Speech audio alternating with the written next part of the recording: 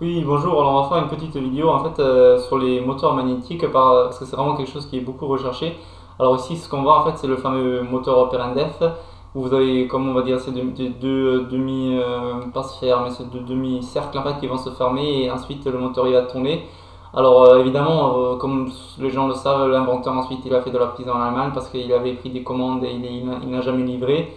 Aussi, il y avait Alain Sterling qui avait interviewé sa fille et qui avait dit que, en fait, elle dit elle-même que, en fait, c'était quelque chose qui était juste fait pour arnaquer. Et il a été lui-même aussi Alain Sterling en Afrique du Sud visiter l'inventeur et il a dit qu'il n'a pas pu faire tourner le moteur devant lui parce qu'il était en maintenance. Alors, je ne dis pas que c'est une arnaque, je ne dis pas non plus que ça fonctionne, je dis juste que voilà, c'est pas très clair toute cette histoire, elle est vraiment pas claire et puis je pense que ça restera tout le temps un peu un mythe, c'est quoi. Après, vous avez un truc que je pense quand même qui est beaucoup plus intéressant, si vous voulez, c'est moi, Marie Yildiz, en fait, qui va faire, en fait, si vous voulez, ici dans une université, alors, pardon, et ici, en fait, comme vous allez voir, il va en fait taper sur un petit truc pour lancer son moteur magnétique.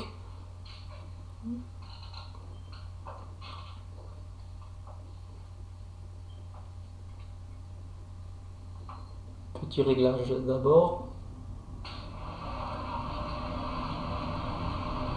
Donc vous voyez, les gens sont enthousiastes et tout ça. Alors le moteur a été démonté, on avait dit qu'il y avait une impossibilité de cacher des batteries qui délivre assez d'énergie pour faire tourner le moteur pendant le temps d'essai. Donc en fait cette personne n'a nul doute qu'il s'agit d'un vrai moteur magnétique. Ensuite, il faut aussi savoir quand même que on s'est aperçu à travers le son que la fréquence de rotation a diminué avec le temps.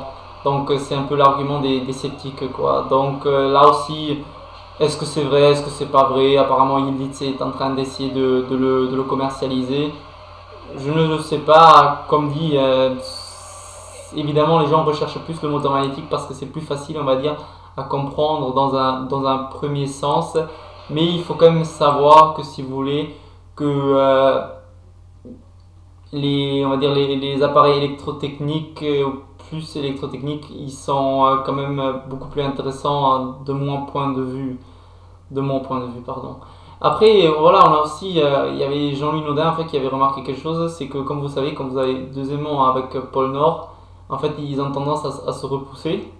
Donc, lui, ce qu'il avait remarqué en fait, c'est qu'en fait, si vous voulez, c'est que lorsque en fait il, euh, il approchait l'aimant, si vous voulez, de manière frontale en fait ici, donc il approchait l'aimant. En fait, si vous voulez, l'énergie qu'il avait besoin d'utiliser, on va dire, pour amener, par exemple, l'aimant dans cette position-ci, elle était en fait inférieure au montant d'énergie dont il en avait besoin pour approcher l'aimant, on va dire, latéralement. Donc évidemment, on peut penser si ici, pour faire cette manip, on a besoin de moins d'énergie que pour faire celle-ci, on peut se dire qu'on amène l'aimant avec moins d'énergie, qu'ensuite il soit pardon, propulsé avec plus d'énergie. Donc en fait, on pourra gagner un surplus d'énergie, ainsi faire tourner un moteur magnétique, etc. Voilà, après, là aussi, évidemment, est-ce qu'il a bien mesuré tout ça? C'est toujours la même discussion, quoi.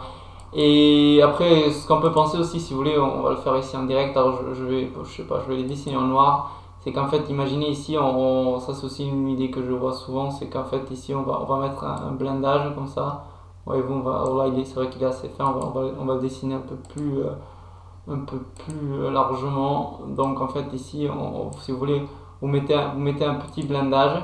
Et ensuite, l'idée c'est que, si vous voulez, c'est que quand maintenant on reprend cet aimant ici, que lorsque on va approcher l'aimant, en fait ici on aura besoin de moins d'énergie pour l'amener ici au milieu et qui sera en fait projeté avec plus d'énergie. Donc encore un surplus d'énergie qu'on pourrait utiliser pour faire par exemple un moteur magnétique.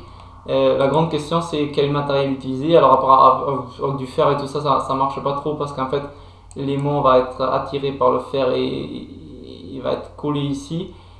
Donc, une autre idée qui a été proposée, c'est d'utiliser du supraconducteur, qu'apparemment il y en a qui ont réussi à le faire tourner. Il y a un ingénieur qui, je ne me rappelle plus de son nom, qui avait expliqué ça dans une présentation qu'il avait réussi. Le problème, c'est qu'ensuite son moteur magnétique aurait tellement accéléré que les aimants sont devenus des projectiles, c'est-à-dire que son moteur s'est complètement mis à part. Donc, je crois qu'il n'a pas retenté l'expérience.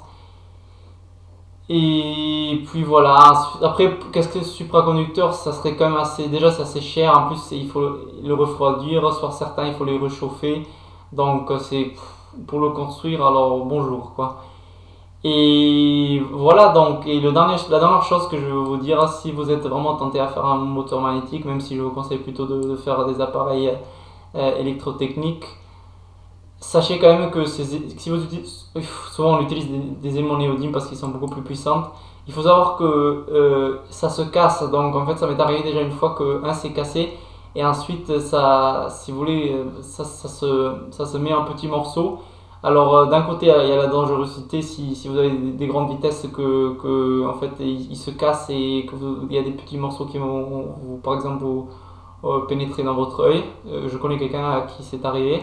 Et moi personnellement, ce que j'avais fait une fois une connerie, c'est que j'ai cassé un et ensuite il y avait cette poudre de néodyme. Et je me rappelle quand même, je l'ai respiré et j'ai quand même senti au niveau des poumons. Et après, je sais que c'est quand même assez mauvais pour la santé. Donc, tout ça pour dire, si vous voulez, que je vous déconseille fortement de ces joujoux là avec les moteurs magnétiques.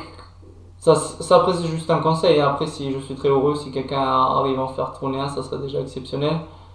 Mais comme dit, je pense que Akula et compagnie sont beaucoup plus intéressants. Allez, merci.